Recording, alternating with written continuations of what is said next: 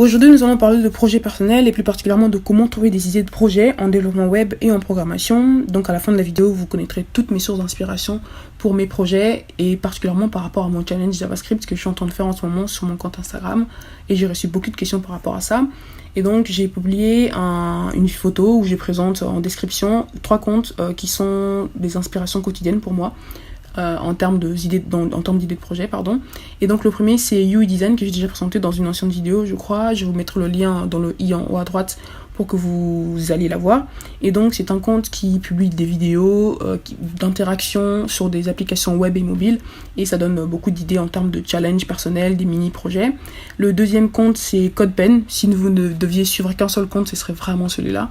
Et donc CodePen qui publie encore une fois des vidéos, qui présentent des projets de développeurs divers et variés et leurs codes sources les codes sources sont consultables en fait sur CodePen, donc ça c'est bien. Et donc là par exemple c'est un hamburger que j'avais une animation avec un hamburger que j'avais envie de faire moi-même. Voilà. Et le dernier compte c'est celui d'un développeur que je suis beaucoup qui s'est spécialisé en CSS et qui propose des défis en fait d'animation en CSS pur.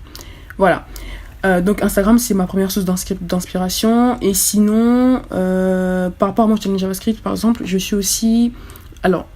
me base sur le challenge JavaScript 30 du développeur canadien Wes Bos. Je sais pas si vous connaissez, en tout cas je le suis beaucoup, j'adore vraiment ce qu'il fait et donc c'est un challenge de 30 jours d'exploration et de pratique du JavaScript, des fondamentaux du JavaScript. Et donc c'est un développeur expérimenté qui présente en fait tous les jours comme ça des vidéos qui nous permettraient quand on débute en fait de vraiment faire le tour du langage quoi. Et il propose plein de cours en fait en ligne qui sont gratuits.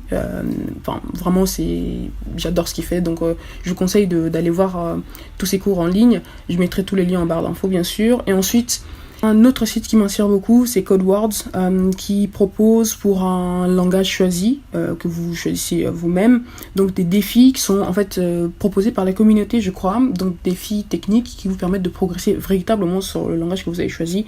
Et par exemple là, je suis en train de répondre à un défi qui consiste à écrire un bout de code, une fonction, qui permet de parcourir diagonalement une matrice carrée de taille n.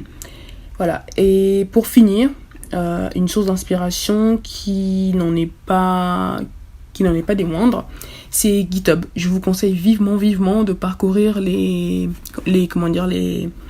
projets en fait GitHub en open source. Là par exemple c'est un projet open source qui m'intéresse beaucoup et j'aime beaucoup en fait l'idée derrière ça, et donc j'ai envie de me lancer un défi technique en fait de réaliser un outil qui fait à peu près la même chose pour m'entraîner par rapport à tout ce qui est l'image numérique, traitement de l'image. Et par ailleurs, pour suivre mon activité sur les réseaux, il vous suffit de me suivre sur Instagram où je poste tous les jours et je parle d'art et de développement, ou de me suivre sur mon compte GitHub. Je mettrai tous les liens en barre d'infos encore une fois, où je publie les codes sources de tous mes projets publics. Une chose que vous pouvez faire pour moi, c'est de partager cette vidéo avec une personne à qui elle pourra être utile, ne serait-ce qu'une personne, ce sera vraiment bien. Et c'est tout. Moi, je vous dis à la semaine prochaine pour une nouvelle vidéo.